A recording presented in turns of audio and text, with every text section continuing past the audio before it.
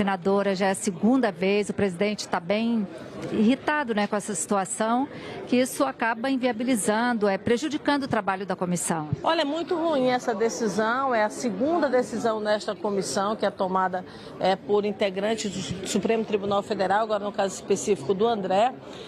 Nós, na verdade, já recorremos dessa decisão à advocacia do Senado, é uma medida que também tomamos em relação ao Cássio Nunes, mas é muito preocupante, porque se você tem uma decisão dessa de forma reiterada, você acaba trazendo prejuízos graves para o trabalho das comissões, de uma CPI. Uma CPI, para ela existir, você tem que ter o colhimento de dados, as quebras de sigilos, mas você também tem que ter o depoimento. Então, uma CPI sem depoimento, ela tem um prejuízo muito grave, né? Então, eu acho que nós precisamos tomar outras medidas. Vou conversar, inclusive, agora com o presidente Maia, além da decisão que já foi tomada, não é, de recorrer por parte desta CPMI, e também de conversar com a cúpula do Supremo Tribunal Federal, no sentido de apresentar o que isso representa e, ao mesmo tempo, tentar haver uma flexibilidade. Eu acho que o ministro tem que, pelo menos, tomar uma medida mais rápida, que é passar essa decisão dele para a turma, não é? E aí, se a turma tomar uma decisão na mesma linha,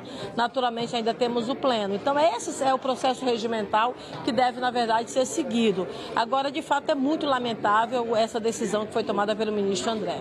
Agora, o argumento do advogado é de que ele estava vindo na condição de investigado e não de testemunha. Seja investigado ou seja de testemunha, ele tem que ser ouvido pela comissão. A comissão, ela estabelece, na verdade, qual condição que você vai receber um determinado depoente. Se é na condição de investigado, ele tem aí, portanto, o respaldo constitucional de não falar em cima daquilo que o incrimine. Da mesma forma também, no caso, a testemunha, não é? Ele, como testemunha, ele não pode mentir a esta comissão.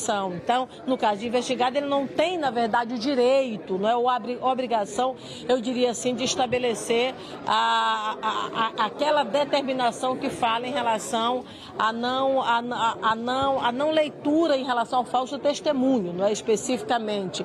Então, esse juramento, foi a palavra que me fugiu aqui, na verdade, não fazer o juramento em relação a falar somente a verdade. Esse é um direito que assiste ao investigado.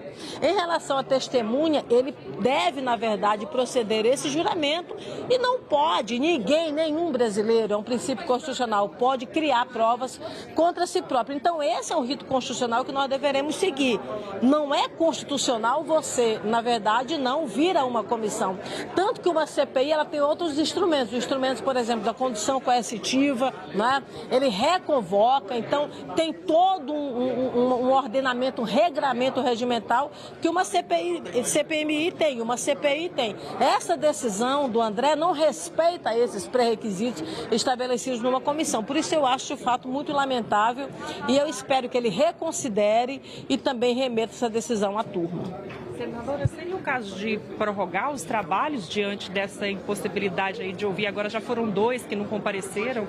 Olha, nós tomamos uma decisão, essa CPI ela tem ocorrido muito em cima de acordos, não é? O presidente Maia tomou essa decisão dessa construção e nessa construção de acordo está para o dia 17 de outubro a leitura de fato do nosso relatório. Então, uma decisão de mudar esses prazos é uma decisão que tem que envolver a mesa dos trabalhos e também a base de oposição e a base do governo. Se houver esse entendimento de ampliar, para mim seria até melhor, porque eu acho que a gente teria mais tempo para tentar ouvir essas pessoas e talvez até ter uma mudança em relação a essa decisão por esses integrantes do Supremo Tribunal Federal. Mas, como eu disse, não é uma decisão que compete a mim especificamente. O que é mais decisivo agora nessa reta final, senadora, para aproveitar esses dias que restam? Que, por exemplo, a gente não ouvir o último depoimento que houve, no meu entendimento, é uma obstrução para mim, que foi a Marília. Eu acho que é muito grave, ela tem um papel central nesse processo, a gente não ouviu e possivelmente não ouvirá em função da decisão do ministro Cássio Nunes, não é?